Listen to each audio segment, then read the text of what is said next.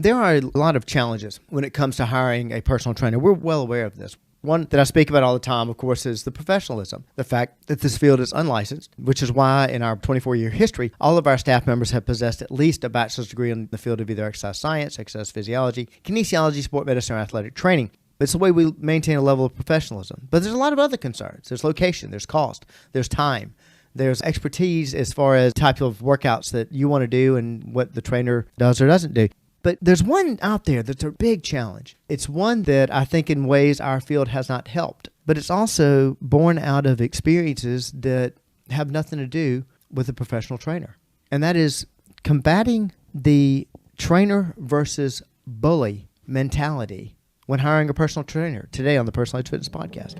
Welcome to the Personal Edge Fitness Podcast with Garrett Williamson. Health, wellness, exercise, nutrition, and a whole lot more.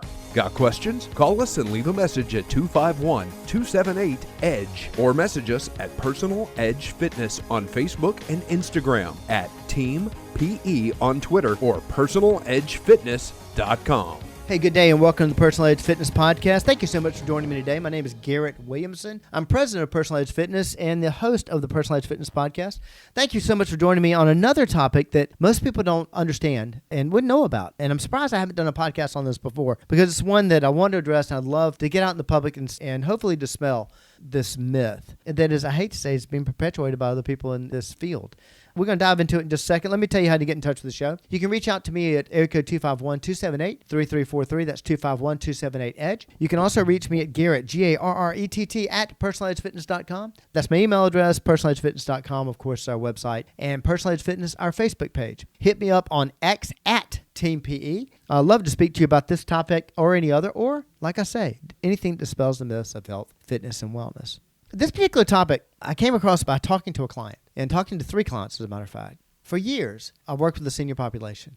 It wasn't like I hung a sign up, say, hey, if you're not this age, don't come see me. No, it's just that it's the population that tended to gravitate to us. And our median age, which is now 39, when I started training and actually started building Personal Edge and then started adding trainers, that median age got lower. And you would think, well, you're not working with seniors anymore. No. In fact, our senior population, if anything, has grown. It's just that through the years, our younger population has exponentially grown a little faster than our seniors have grown. Though our senior population has grown, 35% of our clientele is over the age of 65. We have people in their 90s, not just 1 or 2, several in their 80s. I couldn't tell you how many 70-year-olds we have. Also, much to the chagrin of many people around me, including clients, they don't realize that I don't know their age.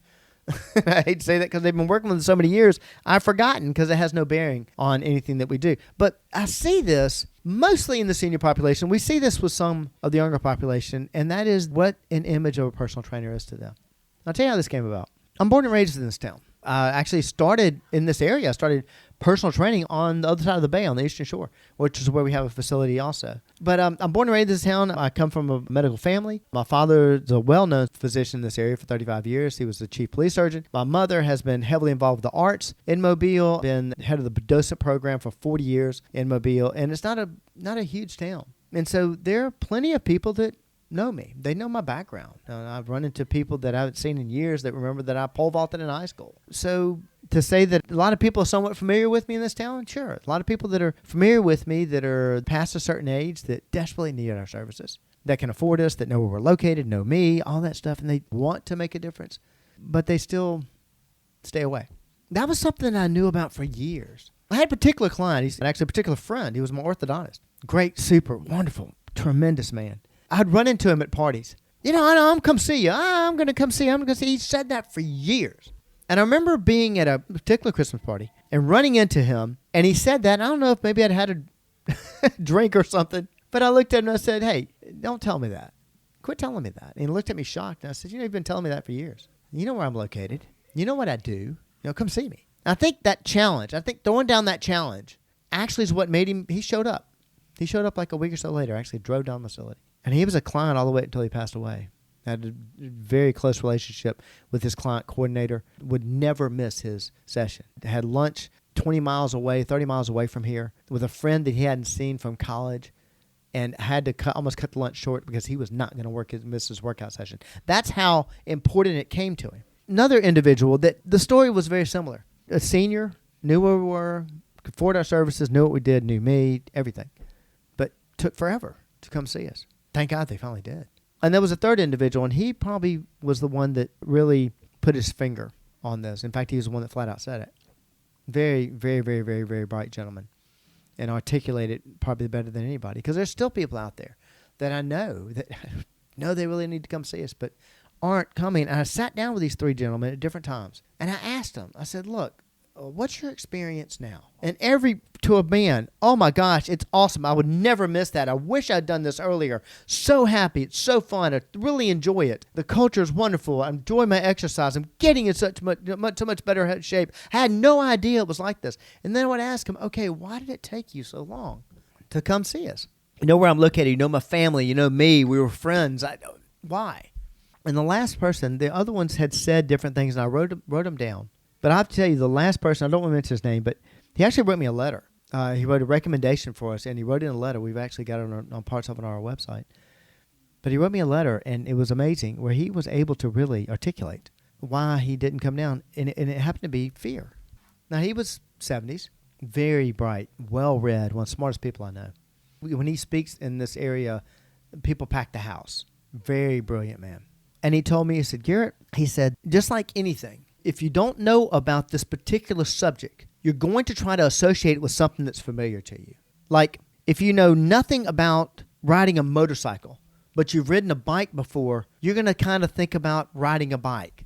It must be something like that. Better yet, I've actually tried it one time, but really surfed. I never have. But I have skateboarded. And so I think those are kind of similar, you know. People do that with skiing all the time, you know. Well, I've water skied, but I haven't snow skied. Yeah, maybe it's something similar to that. And what he was saying was he never experienced a personal trainer, knew about him, seen things on TV, maybe knew a friend that went to a trainer, but knew nothing about his relationship. What would that whole experience with a trainer be?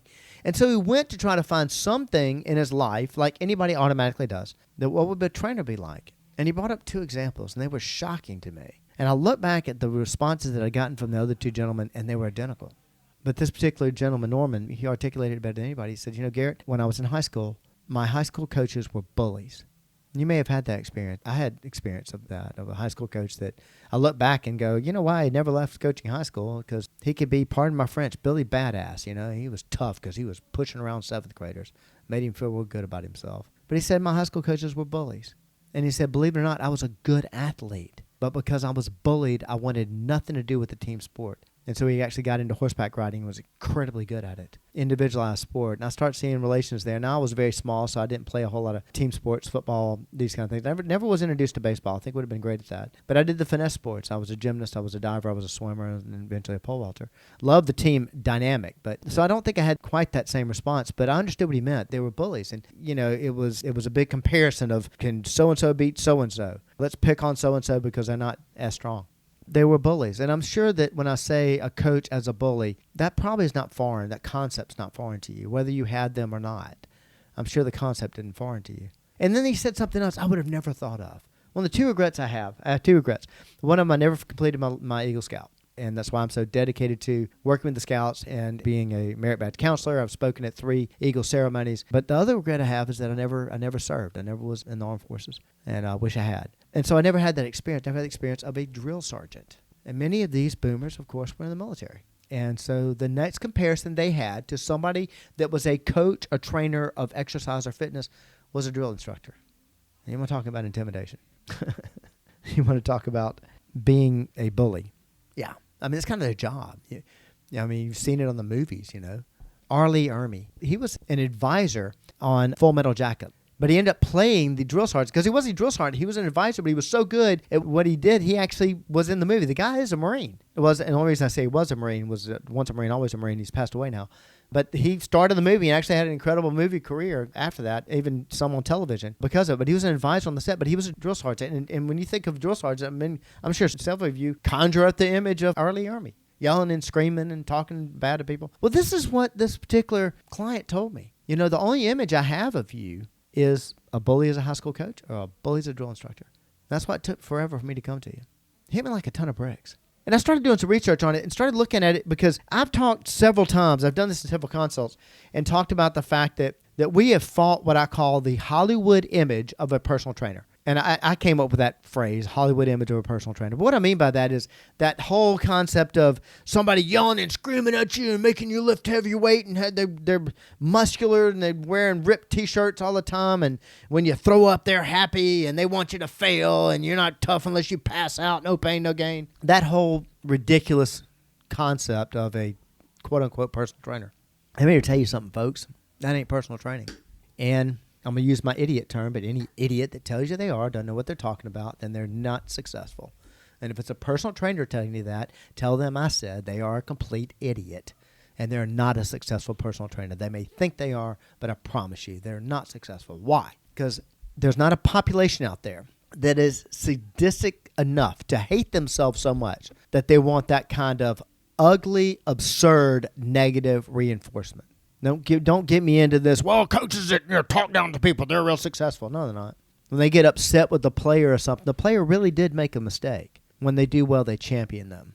And this whole concept of just beating people down and beat people down is not personal training. And I say this so many times, we actually had that reputation tamped down pretty well. We really started beating up that whole concept of a Hollywood personal trainer, an abusive individual.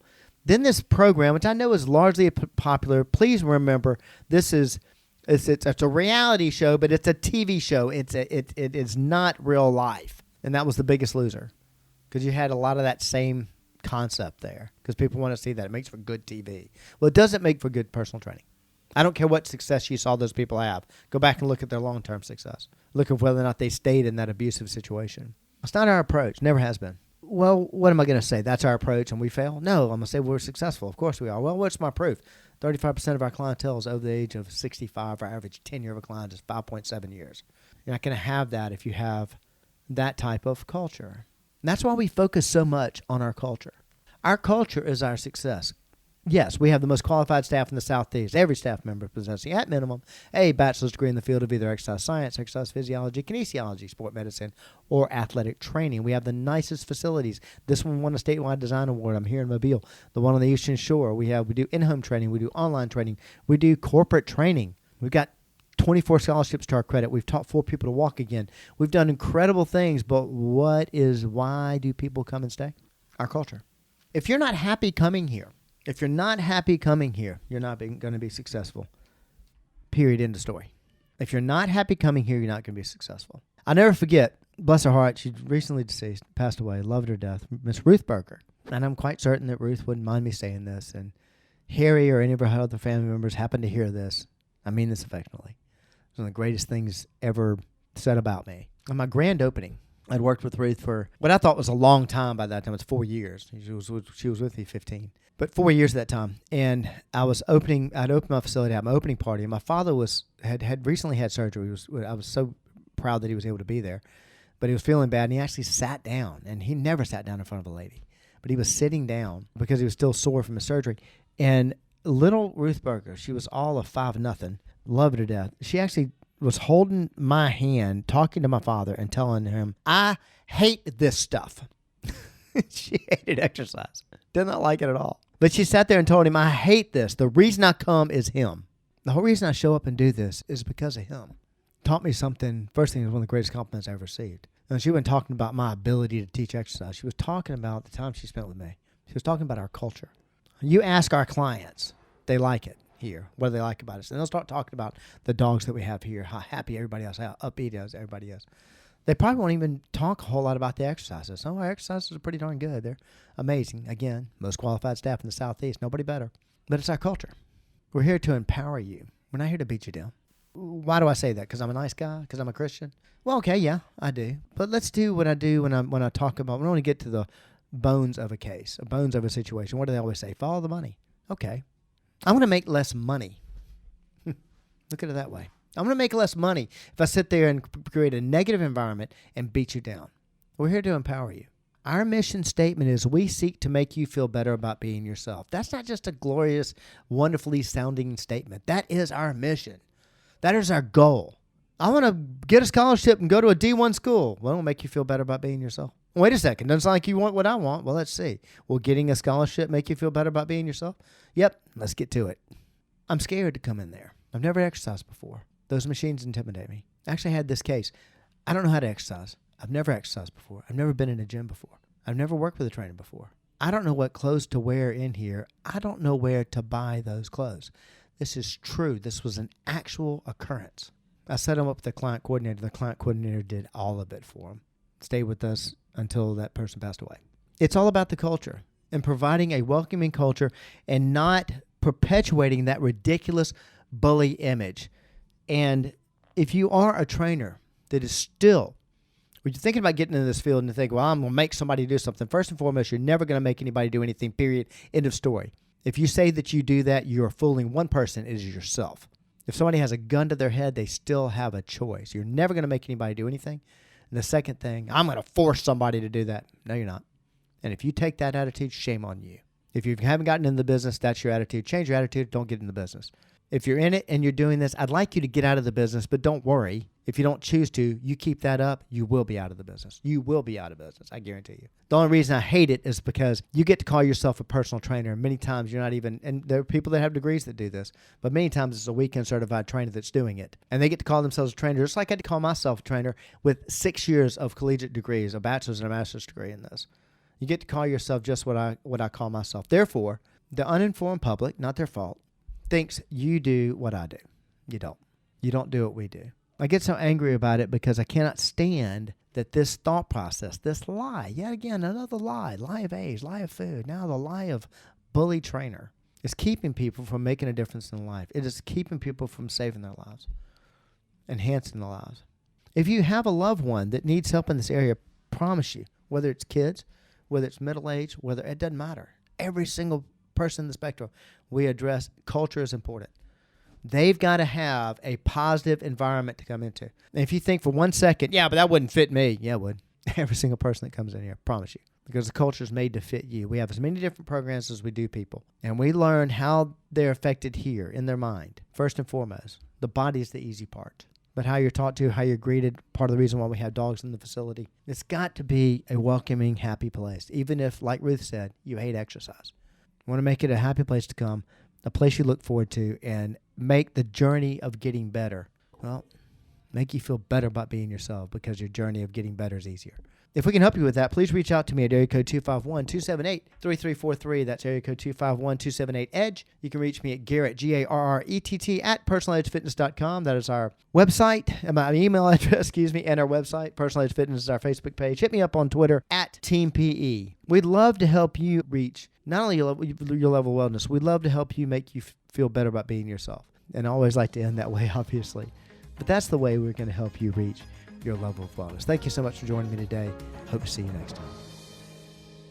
Thanks for listening to the Personal Edge Fitness Podcast with Garrett Williamson. Subscribe now and be a part of the show by calling 251-278-EDGE or message us on Facebook and Instagram at Personal Edge Fitness or at Team PE on Twitter, and visit us at personaledgefitness.com.